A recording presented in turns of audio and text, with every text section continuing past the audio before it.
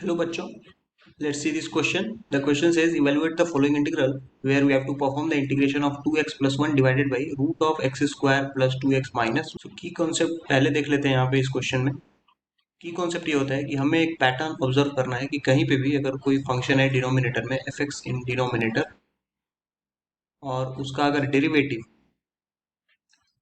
इसका डेरिवेटिव करें यानी f डैश ऑफ x मिल जाएगा हमें।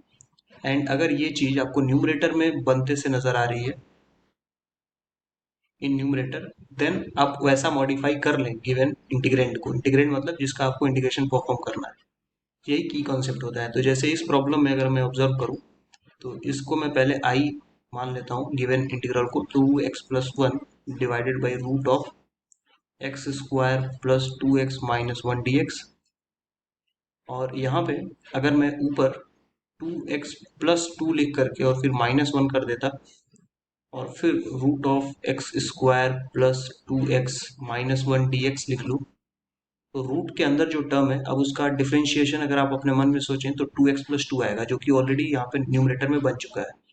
सो let us separate these two terms. जो ब्रैकेट वाला टर्म है उसको अलग लिखते हैं और माइनस वाला टर्म अलग लिखते हैं। तो हमारे पास आई की वैल्यू क्या हो जाएगी, I will be equal to 2x plus 2 divided by ये इसके साथ dx भी आएगा and then root of x square plus 2x और फिर माइनस क्या था, minus 1 and then again minus का टर्म था and then dx divided by same यही रूट का term x square plus 2x minus 1।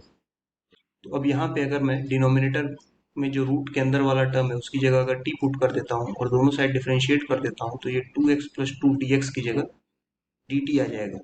तो ये दोनों सब्सटीट्यूशन अब मैं यूज कर सकता हूँ यहाँ पे। तो यहाँ पे बन जाएगा dt by root of t and minus यहाँ पे बन जाएगा dx divided by root of x plus 1 whole square कर सकता हूँ। और फिर अब यहाँ पे हमें माइनस 1 चाहिए तो इसलिए यहाँ पे माइनस 2 लिखना पड़ेगा क्योंकि प्लस 1 तो इस स्क्वायर से भी आएगा। तो 1 माइनस 2 करूंगा तभी माइनस 1 मिलेगा। उस 2 को मैं रूट 2 का स्क्वायर भी लिख सकता हूँ। So let us write this as root 2 का स्क्वायर।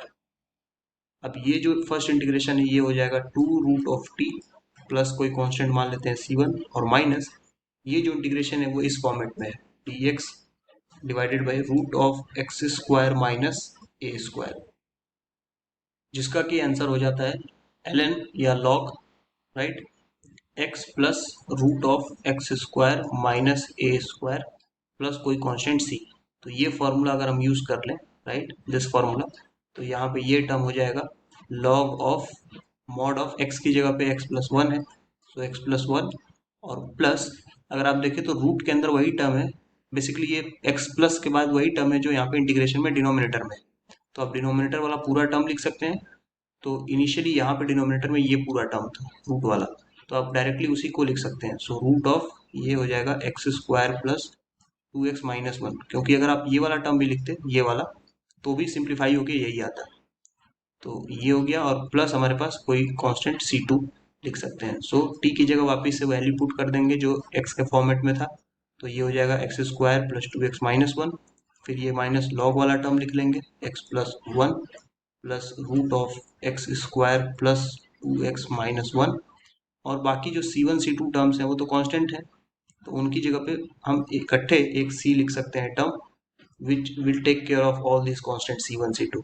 तो ये हमारा फाइनल आंसर हो गया इस पर्टिकुलर क्वेश्चन का। So that's all, I hope you understood this well. Thank you and best of luck.